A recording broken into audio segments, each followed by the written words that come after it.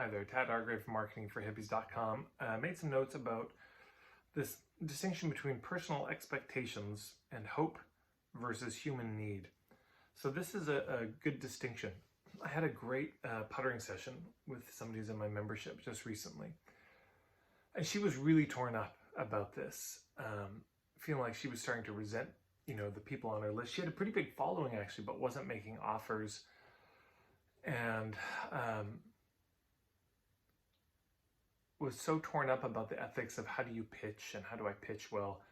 And I said, well, kind of forget about the pitching for a minute, because this is part of the challenge is people think their problem is they're not good at pitching. So, I need to get better at pitching. So that's where they put all their effort.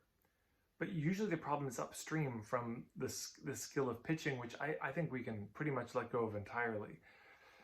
But they focus all on that. How do I convince people to buy?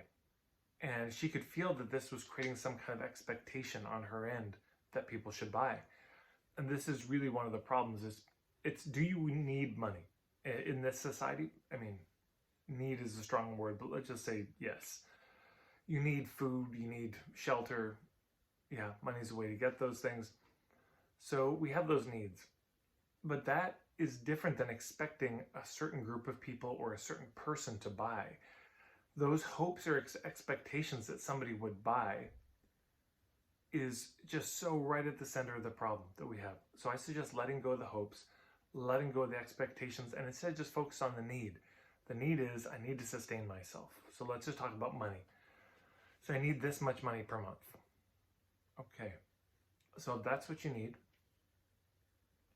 Then you build a system that will make that happen, rather than taking that need and turning it into a burden for somebody else. Yeah, burdening somebody else with your expectation and hope, which if they don't say yes and buy, will turn into you being bitter and jaded and disappointed. So if we stand in front of a group of people and we just share, here's what I've got. Here's what's available for me. And nobody buys, well, that's good feedback. But if we're having this hope that somebody in that group is going to buy, some expectation that they should buy, because gosh, I just spent a bunch of time educating them, again, you'll become bitter and resentful of these people. And then often what happens is, well, I guess I wasn't good enough at closing the deal. And so then people start to learn how to be more manipulative. But there's another approach, which is you ask yourself, wait, was I in front of the right people at all? And if I was in front of the right people, gosh, did I really establish the relevance? Did I make the case for my point of view well enough?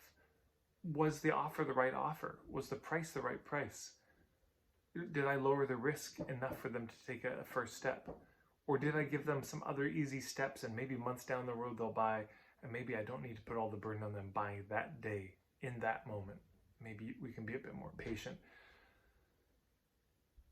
So instead of walking into a group full of hope, we can just, first of all, make sure we're speaking to the right groups, and then we just share, and we share generously, and we give them an easy next step to take. And if those aren't working, instead of blaming them, for our hopes being let down, we say, okay, how can I make those steps better? How can I get better at not so much just sharing the offer, but even crafting the offer itself? How can I get some feedback? Because my dream would be, we start speaking mostly to groups where it's our people. And we craft an offer that those people would love, so that inherently there's a fit, or there's very likely to be a fit, and we don't need to work as hard. We don't need to hustle as much. It's okay to need clients. Of course, it's okay to need money. It's okay to need to be supported. It only gets weird when it turns into an expectation or a hope. And I've heard of this, I just heard this story of somebody who talked with a life coach and they didn't buy. And then while she was on a call with this life coach, I don't know why she got on another call after the way she was treated in this discovery session or strategy session, but then this coach publicly shamed her for not signing up. So that's hurt.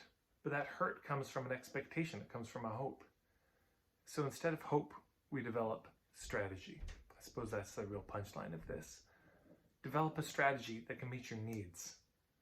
Don't walk in with hopes that will inevitably be disappointed. I'll leave it there. Thanks everybody for listening. You can subscribe. Of course, you can follow me on most of the social media, Instagram mainly these days. And thank you everyone. Take care.